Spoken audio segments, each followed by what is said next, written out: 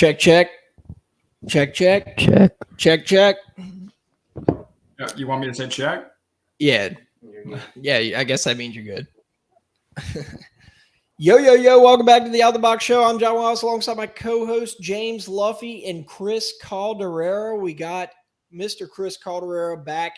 He's not in the studio. I'm going to sit in the studio, but he's on Zoom. He's guest hosting for Rory. Rory is taking the test of his life. I believe it's like going on right now, right? Right, Luffy? It's this week, correct? I think so. He's taking the bar exam. He's setting the bar. What is it? Like if you set the bar for the bar exam, does that mean you're average? Are you setting the bar like as the baseline for people who are trying to become a lawyer? Like, I don't fully understand. Are you trying to beat the bar? Or are you trying to beat the other people taking the test? I don't know.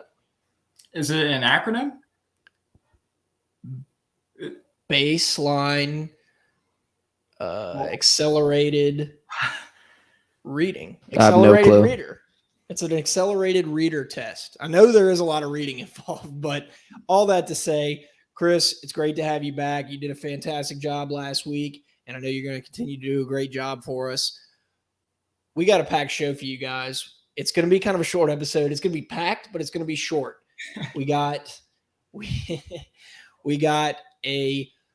maybe a little bit of SEC media days, kind of hangover, maybe a couple miscellaneous stories here and there. Pistol Pete's statue got unveiled at the PMAC. LSU football, we are breaking down the defensive lineman, correct defensive lineman in the off the charts segment, maybe a little Saints mini camp segment, and to wrap up the show, the House Always Wins segment presented by the House Bar in Tigerland. And while we're talking about the House Bar in Tigerland, let's go ahead and shout them out. We talked to Jeff today. We hit him up. He said he is stoked to help us out for tailgate season. Jeff wants you to know that the house is home, and make sure to head on out to the House Bar in Tigerland. School's about to start. Oh my gosh. I can't believe summer is like, it seems like we had high hopes for the summer heat, and I was planning on getting a natural tan instead of my weekly spray tan. But summer's coming to an end. School, in college, whenever school starts, it's actually like one of the best times of year because everyone gets together. There's no tests in the first couple of weeks of school. We lived at the House Bar in Tigerland in college during these next couple of weeks. So head on over to the House Bar in Tigerland for all your drink deals. Best pizza in Tigerland, best atmosphere in Tigerland. Make sure to hit them up on Twitter at Tigerland House and on Facebook and Instagram at House in Tigerland. Also, shout out to the Boot Crew Media Network. Boot Crew Media is putting out content even during the dog days of summer. They had a live USC stream the other day during UFC. What number was it? Was it an actual number, or was it just a fight night? Either way, they do live streams all the time, and the Boot Crew Media Network is putting on the Boot Crew Media Golf Tournament August 12th. I will be out there. I know for sure. I will be helping out. I think I'm just helping out. They didn't want me to play because I'm not very good, and all I have is blades. So they said that's a huge no, but you can go hand out water to people on a golf cart. I'm not kidding. Luffy's looking at me. I'm actually going to do that. I told him I would do whatever. No, that's great. Yeah. So make sure to sign up for the Boot Crew Media Golf Tournament. And even if you don't want to play golf, just come have a good time. So bootcrewmedia.com and on social media at Boot Crew Media. All righty. All right. I mean, y'all want to just start the show off with the off the charts defensive line segment? I think so. I mean, I got my notes here. I'm ready to go. I see that. Yeah. So this position group, I think, it has to be an elite position group for us to be a good team. If we're going to win 8-9 games, the defensive line has to be great. They can't be average. They have to be great. And this is a position where we have veterans and we have a little bit of depth. And I think that, going through this has helped me kind of realize too, I mean, that this is a position that is really, I mean, it's loaded, right? And there's not as many young guys as you would like to see, but we have some veterans. I guess we can start at defensive end, the two starting defensive ends, B.J. Ojulari, We talked about him a little bit during SEC Media Day. I put a poll up today on the Instagram, and we have 3 studs, and those are B.J. Ojulari, Mason Smith, and Ali Gay. As far as, I mean, Smith might be playing some more tackle, but most sacks this season I put up 26% Mason Smith, 46% BJ Ojulari, and 28% Ali Gay. So the consensus on BJ Ojulari was he's going to be that guy at end to really get after the quarterback. And it's a junior; it's his money year. Yeah, well, I mean, you said, you put the poll up, and he certainly led. I saw the results kind of midday. He was leading when I checked it. But he led the team in sacks last year. He finished second on the team for tackles for loss. He's absolutely going to be, like you said, the money year. And I think that, what people are going to see as we go through this, and Luffy, you mentioned it earlier, but I think that this might be, one of, if not the deepest positions we have on this team this year, just going through some of these names. I mean, a lot of future NFL talent in this defensive line room. When it comes to BJ, one thing I noticed and looking up some stats that I don't know if this is talked about. He's the grandson of a Nigerian prince. Did you guys know that? I did see that. I think I saw that on Twitter, but I could. Good point. Bring that back up. How many people can say that? Yeah, I mean, probably not many, I would say. Yeah. In fact, I think for the most part, people think that it's kind of a scam when you get those emails, but there apparently is a legitimate Nigerian prince out there, and BJ's related to him. But I think that he's absolutely going to be, junior year, he's going to be anchoring the defensive end. He's going to be putting a lot of pressure on quarterbacks, and he's going to need to because, we went through the secondary last week, and although it's not it's not a sore room for the Tigers. It's certainly lacking the experience that maybe this position group has. Yeah, and next, I think we go to Ali Gay, and a guy coming off injury. I think this is his 5th year in college, and he's also, kind of looking to get paid here. That was that great clip of him that LSU put out during practice. I don't know if y'all saw that, where he kind of just was like, "Coach, can I speak for a second?" And he was like, "Y'all need to step up if you see someone like, not finishing the rep, whatever." So he's a guy who's been a leader this offseason, and he physically looks like an absolute freak. He's 6'6", 6'7", lean, cut, looks like a defensive end, looks mean. I think with him, it's going to be interesting because his first year at LSU, we were like, oh my gosh, this dude is just so raw, right? Yeah. And then last year he battles injury, kind of had a tough season. I'm most interested to see him coming off of the past couple seasons this year. What can he do? Like you said, Lovey, this is his money year. This is where he marries the two together, right? The raw talent that he has and the experience to hopefully put on a show for LSU and also raise his draft stock. Yeah, Ali Gay, not the grandson of a Nigerian prince. I think wow. I should do that. But, neither am I. Yeah, but yeah, no, I to echo a little bit of what John was saying. Comes in first year, we're thinking, all the abilities there. Second team All SEC in 2020. Unfortunately, last season got hurt against Kentucky, so that game really capped his 2021 season. So really didn't get to see, the fruition of some of the work he was putting in because, that was early on in the season. I think that he's going to be an absolute leader on this team and really kind of, piggybacking off of what Luffy said from that video. It's his 5th year. He's battled the injuries. He's ready to take some leadership and show a lot of, NFL scouts what he's capable of. And I think that is really going to be a staple for LSU this year on the defensive line. Yeah, and I think, as far as if we move into backups here, my backup, I think, breakout defensive end star would be Savion Jones. I think last year, again, he was a little raw, more developed this year, physically a freak, 6'5", 255, fast, and a guy who's I think he's just ready to break out. He's ready, hopefully at this time next year, we're talking about him being the guy at defensive end, assuming you lose BJ Ojulari and Ali Gay. So I think Savion Jones is that guy, as well as Xavier Carter is a guy who also just looks like a beast on the skinnier side, 6'4", 220. He's really, really fast. I think maybe he's more of a stand-up end. And then Quincy Wiggins, the freshman, highly recruited. Everybody knows everybody can, kind of followed his recruitment and knew about his recruitment. And he's a guy who looked really good going against Will Campbell, but I think you'll see him, hopefully we'll see him in a couple of the early games after Florida State, because he's a guy with a lot of raw talent who we expect to be a star in the future. And then, so I think those are probably your 5 guys you'll see most at end. Yep. No, I agree. I think when it's all said and done, Savion Jones, he'll see more playing time. I mean, he played 11 games last season as a true freshman, so certainly has the experience under his belt. But Quincy Wiggins, I mean, when you think of, a guy who should be playing defensive end, Quincy Wiggins comes to mind. So really excited to see what he's going to do.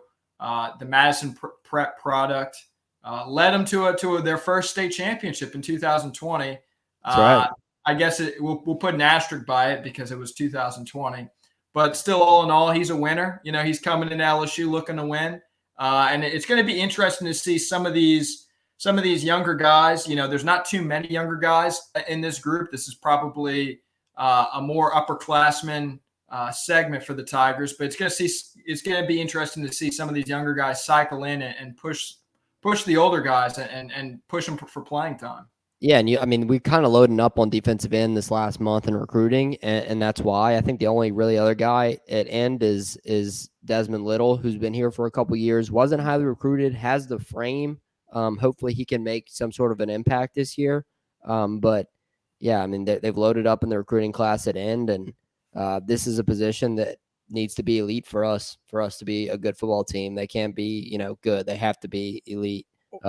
Well, and that being said, Luffy, I mean, I think this is the most important position on the defense at this point, given that our offense, it's going to take a while to work the kinks out, right? While we're deciding who the quarterback's going to be, we are going to have guys get in the backfield, making key stops to get those opportunities, because we know, like, they're putting in a whole new, completely different system. This is our most experienced, segment of the team. We need to take advantage of that, especially early on in the season. Yeah, and I mean, we talked about the cornerback kind of being a question mark last week, and we need the defensive line to be good. Well, guess what? The cornerbacks don't need to work if the defensive linemen get in the backfield and sack the quarterback. Exactly. So let's just get rid of that problem before we even have to deal with it. There we go. So moving on to D tackle, I think the first guy we got to talk about is Mason Smith. He was the number 1 player in the country. Was a beast as a freshman last year. Got better as the season went along, and he's a guy who is probably going to be a top 10 pick in 2 years, and I expect him to destroy the offensive linemen and take on a lot of double teams, and that really should create space for BJ and Allie. But he's someone who's a great player. Like, we know he's going to be a great player, and we need him to take it to that next level this year. And then I think starting alongside of him will probably be Roy. And a lot of people, I think he was in a first-round mock draft when I looked at it the other day. So those 2 guys are big-time players for us. Roy's also a junior this year, so it'll be a money year for him. And Mekhi Wingo, the Mizzou transfer, all we've heard is positive things about him. Good in the weight room. He's only a sophomore as well. Was all SEC freshman team last year in Missouri, and the staff's really, really high on him. And I think he was a big piece to add in the portal because he's added some depth there at tackle. Yeah, totally agree with that on the depth. I mean, I remember when they announced that he was coming to campus from Missouri. He was definitely sought after, and everything that we've heard from coaches, it has been positive. From Mekhi Wingo. But yeah, I would tell you Mason Smith, absolutely, just a dominant force, 6'5", 300 pounds, probably one of the biggest guys out there, on the line. I'm throwing out a lot of trivia questions tonight, a lot of future trivia answers. He's the first player in LSU history to wear number 0. Okay, so we've got Nigerian Prince, we've got number 0. If there's a trivia night in Pluckers 10 years from now and any of these come up, I want credit for it.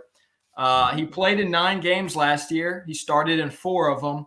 He earned all SEC honors for freshman with 19 tackles. I think that, you're going to see – you might see the most improvement between years from Mason Smith, from what he was. He showed all the potential of his freshman year, now heading into his sophomore year. I think you're going to see him. You might say he's going to be the most improved player on the line. And then, Jaquelin Roy, I mean, he's junior year, 30 tackles last year. He's absolutely going to be the guy who's coming off the ball quick and putting pressure up the middle. So he needs to take that next step this year. I think you'd see flashes of him really getting out after the quarterback from that D tackle spot. And this is hopefully he would be a breakout guy that people are, maybe not know much about yet. But I think he's going to be that guy this year. And then to kind of get into the second team, I kind of would consider Smith, Wingo, and Roy all starters because, there's going to be a lot of rotating on that defensive tackle spot. But Bryce Langston, it was crazy because coming into last year, and the staff talked about him nonstop in the offseason. I don't know if y'all remember about that. They couldn't stop mentioning him, and then he didn't play when the season came along. And, was that something with the last staff? Was there disciplinary issues? Who knows? But it's a new staff. I expect him to hopefully take a step up this year. And Jacobian Guillory as well, I think, battled some weight issues that he's talked about that on the Colada show. And, they said he's dropped some weight. He's moving better. Jacobian Guillory was really highly recruited and has that potential to be a really solid backup and break, hopefully this time next year, we're talking about him being that next star defensive tackle. So I think there's pretty good depth there. Yeah, no, Bryce Langston, I mean, I don't know what happened to him. I think he actually played in a game against Central Michigan. Yeah, okay. I think he played some, but it wasn't the significance as they were talking about it going into the year. Right. Yeah. So, we saw him check in and we're like, Central Michigan, I mean, that was early on. That might've been, I think that was the second game of the year. So we're thinking, okay, well, the staff's talking him up. Here he is. Never saw him again, so yeah, I have no idea what the deal was with that. If it was just, something with that staff or if there was some off field issues, but yeah, I think that, based off of some of the comments of the previous coaching staff, it sounds like he can play. Yeah, and the only guy I think we haven't talked about, tell me if I'm missing someone, is Ty G. Hill from Carr. He, he's a guy who I think, maybe red shirts this year, but kind of hard to tell. I mean, he hadn't been, I don't think he was on campus in the spring. So, hopefully we don't have to rely on a freshman at defensive tackle in the SEC freshman year, but definitely a future prospect. Yeah, I'd definitely be shocked if he played. It's probably going to be a redshirt year for him. And just, the guys that we have right now, this is probably LSU's deepest position. So not really expecting Hill to play much. He'll probably redshirt, but I think we might have mentioned everybody with that. Yeah, we did lose Cherry. He's out. Sony Fanu. I'm not sure. Finau. Kind of looks like Finau. Yeah. We did lose him. We lost Philip Webb, who was really kind of like an outside linebacker DN. I guess he something medical with him. And the other two guys, I believe, transferred. And so, that's our group there. I mean, do you have anything to add on the D line, John? No, I was just going to say that I'm predicting it. Mason Smith is the next Glenn Dorsey. Heisman? Possible Heisman? Heisman in 2 years? Yes. An early Heisman watch from the Out the Box show here. I like that. Put your future down now. We'll put people on notice. Yeah, that's at your House Hawks wins pick. It should be. I was looking through a couple of them right now. I don't know if the odds are available. Got to check. All right, so I think that about wraps it up for the off the charts defensive backs. Next week we're gonna start on the offense, right? right, we're going to start on the offense. I think, yeah, that's it for – or did we do – we haven't done linebackers, but we'll switch it up. All righty. Well, as we All clean right. up. Well, y'all know if y'all need a porta potty, we call Workbox. Y'all know if y'all need a storage container, we call Workbox. Y'all know if we need a dumpster, you call Workbox. So if you're redoing your house, if you're building a home, get your container from Workbox LLC. It's 225-343-4886. You got to call and ask for Martine. Martine guarantees the best, cleanest porta potties in the business. John can also guarantee that. No He's doubt. used many. And listen, Martine's always working. Every time I play golf with him, he sneaks off on his phone, takes a work call, gets what he needs to do done. Call Martine at Workbox if you need a storage container, portable office, portable restroom rentals, roll-off dumpsters. Call Martine at Workbox at 225-343-4886. All right. Quick segment on the Pistol Pete statue. There's a few different things that I'm gonna let y'all kind of expand on, but the basic story is that yesterday, Monday, July 25th, I believe, a statue was unveiled of the late great Pistol Pete Maravich at the PMAC. A couple of my thoughts. One, there was a video that surfaced on the internet showing the statue on a truck just completely exposed and open. Yeah. Kind of a not really well played move by whoever the guy was. Throw a bed sheet over it, do something to kind Had to of have fallen off, statue. right?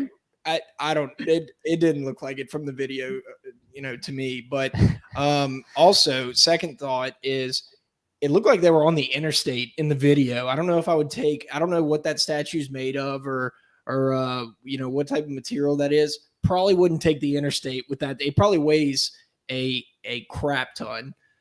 So that's my second thought.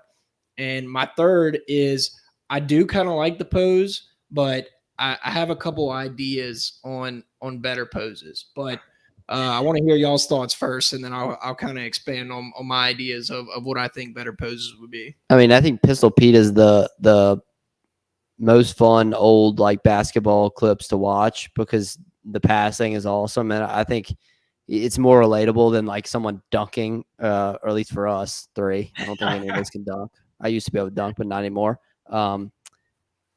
It's just fun to watch. He was entertaining. He was creative. Great passer, incredible scorer, one of the best of all time. Average, if there was a 3-point line, he would average over 50 points a game at LSU. And the uniforms they wore back in the day were awesome too. They should bring those back, really should, with the offset LSU. Those are awesome. Yeah, no, I mean, so much is known about Pete in the game he played, but it's all repetition at this point. Creative player, one of the best innovators in the games. He was doing things with the basketball that people wouldn't be doing for another 10, 20 years.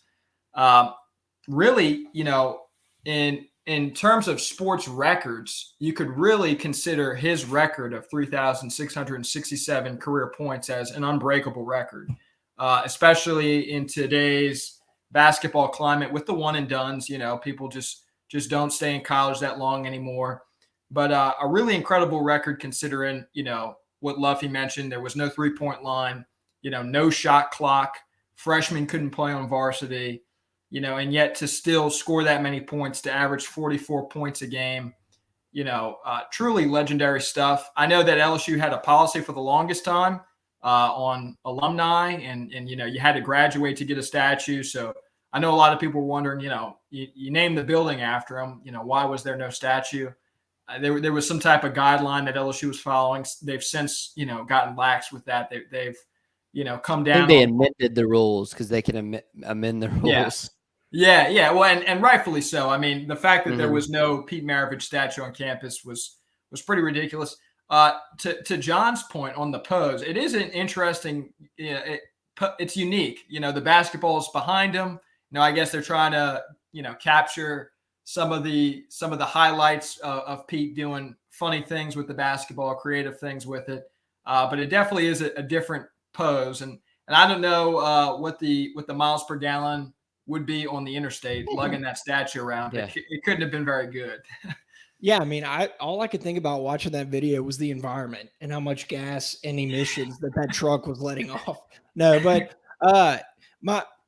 one obvious thought is, why are those statues in the location that they're at the PMAC? They should definitely be on the ramps in between Tiger Stadium and the Maravich Assembly Center. That's just a given. I think we all would pretty much agree on that. I did have a couple thoughts. Maybe, just maybe, there's a couple different poses I may have liked to see it. Maybe a little bit better. I like it, but this is just ideas. I just want y'all to hear them and let me know what you think. One, him spinning the ball on his finger. That would have been cool. Yeah. Possibly have the ball spinning around constantly. We are in the 21st century. Modern, the engineer in me just comes out and has to it has to be moving somehow. Second thought, this one's kind of crazy.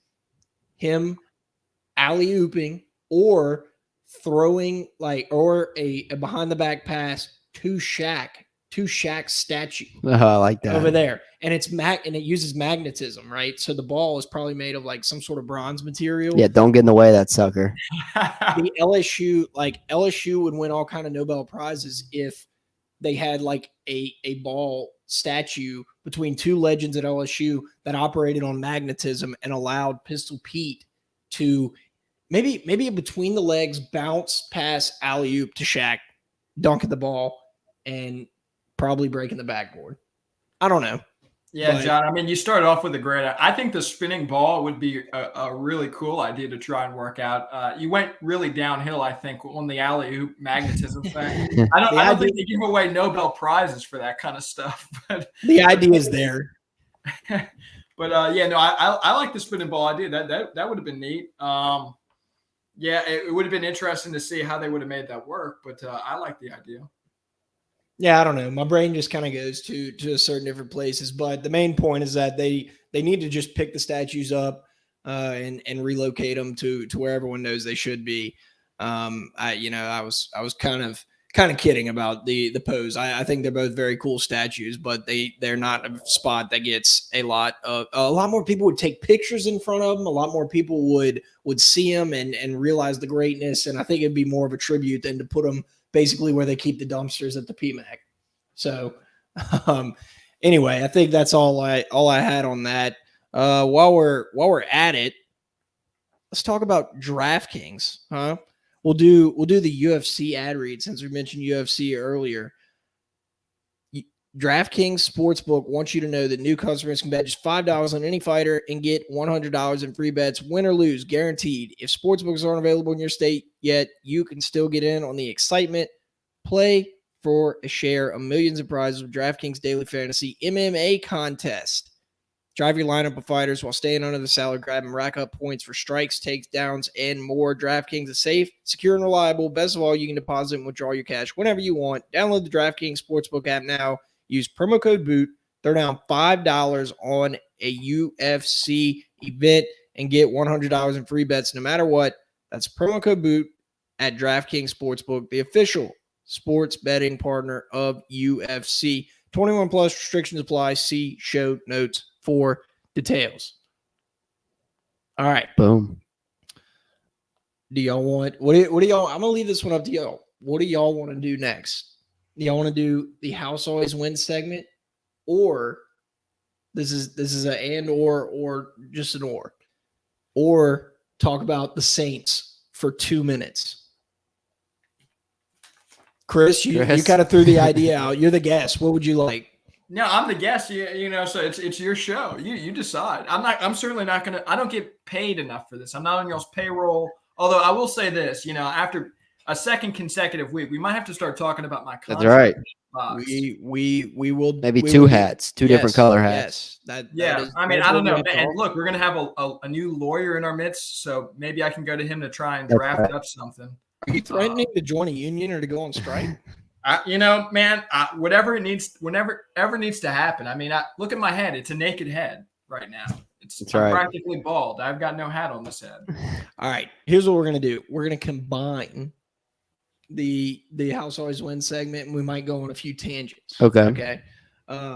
So before we get to the House Always Wins segment, before I forget, Blaine Luke, is the greatest human being alive. Everybody's trying to buy a house right now, and the best person you can get to represent you and be your realtor is Blaine Loop. I actually know some people who are pretty close to me that are looking to buy a house right now, and they said that they didn't want to spend money on a realtor. And guess what? Their deal has fallen through multiple times, and they are having trouble. They are having trouble selling their house. The thing is that they have to sell their old house to buy their new house. Blaine Loop. Blaine Loop handles all of that. He deals with it. You don't even have to deal with the underwriter at your loan company. You don't have to deal with the other realtor. You don't have to deal with the people who are buying your home. Blaine does it all. He deals with everything and makes it easy for you. He wants you to know that he wants you to be your friend, your neighbor, and your agent. Make sure to call or text him at 504-858-0031 for all your housing needs. That's 504-858-0031 for all your housing needs. Keller Williams, an equal opportunity housing party, each office independently owned and operated. All right. Since Blaine Loop's the GOAT, I am picking the GOAT to win, the GOAT of coaching to win his first game. Patriots -1. They're playing in Pittsburgh. Not going to mention the field name. That's going to be Mike Curse the Steelers, changing it from Heinz Field, honestly, because that's. I mean, So you just said that. Will you ever get used to whatever the new name is? I'm still going to call it Heinz Field. Yes. And it's like a hard name to say too. And so I don't. That's going to be very tough. Patriots. We don't even know who's going to play quarterback for the Steelers. Maybe Kenny Pickett. Maybe not. Patriots -1, week 1, NFL. I just looked at the board. I love the board. I cannot wait to bet on NFL football and football in general again. Chris? Yeah, so I mean, I was a little bit more prepared this week. We're not going to talk about what I gave y'all last week because that was ugly. But Cam Young to finish in the top 20, it's +125 right now. Really, coming off of the Open, top 3 finish there. I think that's a really good odds, +125 for a top 20 finish. I'm taking that all day. You got that top 20? Yeah, top 20. Wow, that's really good. I think I had something different. I'm going to look and see what I had and see how much better that is because Cam Young is a bomber. He hits the ball a long way. If you watch the Open, you saw that. It's a bomber's paradise. Bryson's torn the place up before. If you can, if you can bomb it down there, it's kind of bomb and gouge, and that's a good pick there. Yeah, not a lot of big names in the tournament either. I think it's like Cantlay, Finau, Homa. Yeah, Zalatoris, Homa. Yeah. All right. My pick, Luffy, you started kind of talking about the NFL, and it made me want to bet on the NFL. And I'd had to dig kind of deep for this one in my none other than DraftKings Sportsbook app. They have all kinds of NFL futures. I was browsing the futures section. They have a section called Season Specials. And then if you go to regular season series matchups, can you guess what I'm going to pick? The Saints against the Bucks. What do you have, -4.5? No, this is for the season. Oh, sorry. To win the series against the Bucks. So the Saints play the Bucks twice. If the Saints beat the Bucks twice, yep, +650. Book it on the DraftKings Sportsbook. The Saints own the Bucks. The Saints, if you saw that video clip, I think that Boo Crew Media posted the other day, it was who was it? It was our cornerback.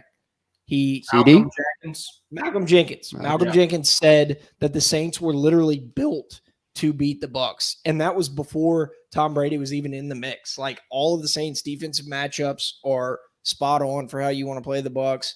And the Saints, what are the Saints in the past like 3 years? I'm pretty sure the Saints are like 5-1. Correct me if I'm wrong, Chris. Yeah, I mean, if we're talking regular season. They had that postseason win against us, but regular season wise, it's been pretty dominant. Yes. And speaking of that, Chris, we kind of forgot to mention NFL training camp starts tomorrow. Today. Sorry, I'm a. Come on, John. We're on podcast time. I'm a terrible podcaster. Are there any updates from the Saints training camp or throughout the NFL? I did hear today somebody leaned over at work today and said that Julio Jones went to the Bucks. Is that true? Yeah. Probably No, good, so Julio good Jones for the got a Saints. 1-year deal. Yeah. That I do not like that.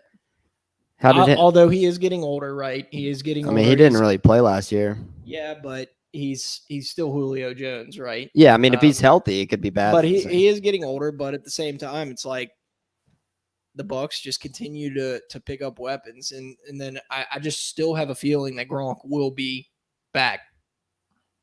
Even though I know if they're like in a good postseason spot, he's coming back. He does not want to do the workouts and stuff right now, and I don't blame him. Yeah, I don't even know if Gronk knows what he wants to do at this point in time. So and he doesn't care about like money for 1 year, so it's not like he wants to come back and beat up his body. Like he'll just come back at the end. I will say Julio and Tom Brady, don't love the matchup, in the NFC South for us, but historically, Julio, the Saints have done a good job in containing Julio Jones when he was with the Falcons. So maybe you look at him and Tom Brady combined, I think, have an age of 73 years old. So, at some point, the age has got to show. I don't know when that's going to happen for Tom Brady, but, I guess 5 years ago, Julio teaming up with Tom in Tampa would have scared me. Right now, not so much. Yeah, I mean, he's definitely going to be at best a number 3 receiver. Their receiving core is still intact there. But I did think that was interesting. Yeah. I mean, Julio Jones last 2 seasons, 700 yards and 400 yards. It's not really not anything crazy, and 4 touchdowns. Yeah, and the Saints signed Jordan Howard today at running back. So they were looking for a veteran running back, and they signed Jordan Howard, 27 years old. I don't really know. I guess, the Kamara thing is so up in the air. I had a fight with my brother earlier today because he said that, Kamara's not going to be suspended. He spoke with some certainty. I disagree. I don't really see Kamara not getting suspended this year. But we'll see. The Saints signed Jordan Howard, I guess, to aid whenever that day comes. Mark Ingram, he's getting up there. Mark Ingram's over 30. So AK may be gone for 6 games. Jordan Howard, 27 years old. I think that's a good pickup.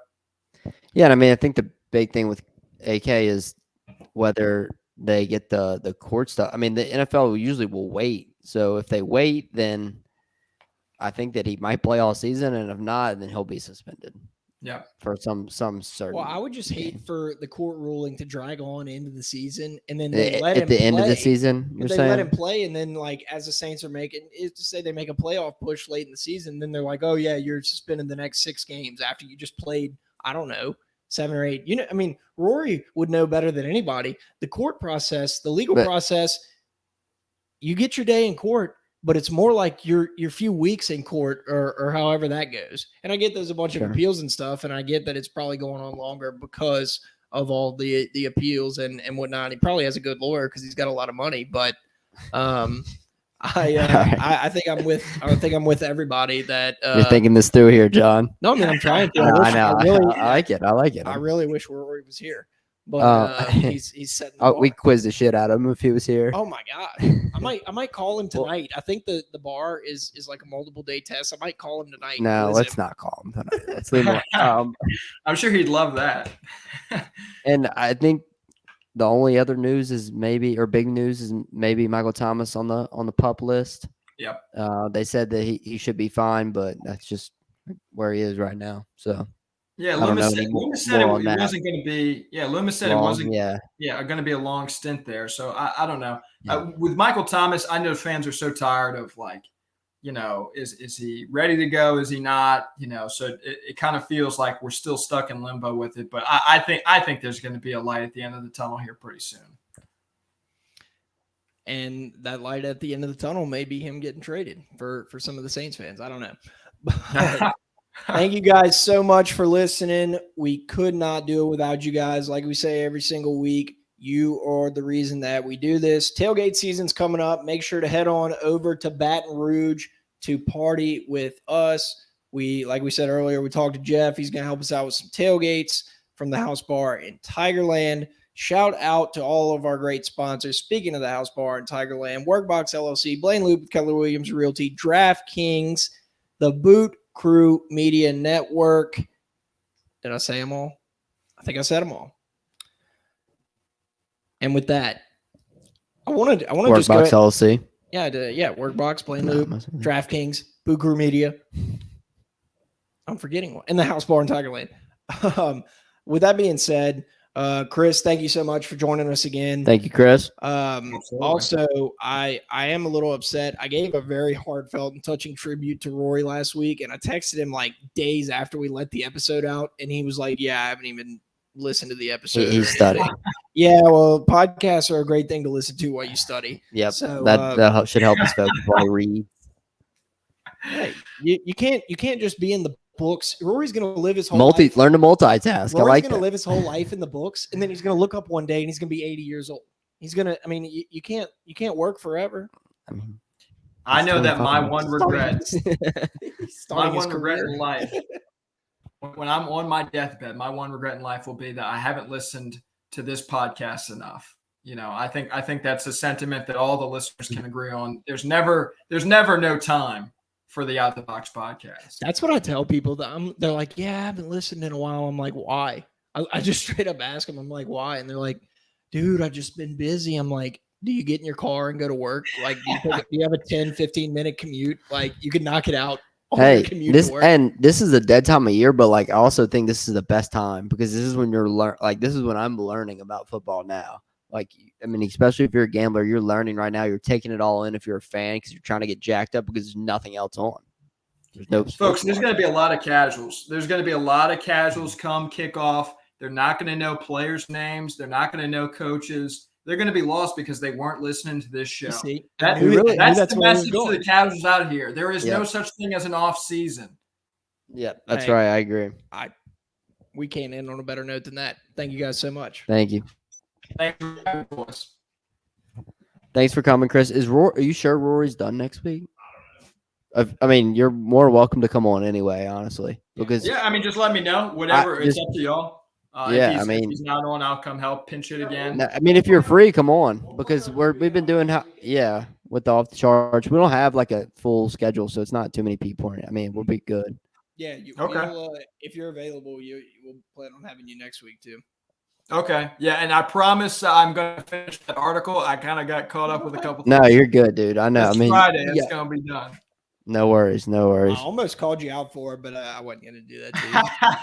I knew. I was like, I think he's going to call me out. I was trying to prepare myself for it, but I never told you which Friday it'd be ready. So yeah, that is true. All right, Chris. Take it easy. Have a good one. Yeah. Later. You too.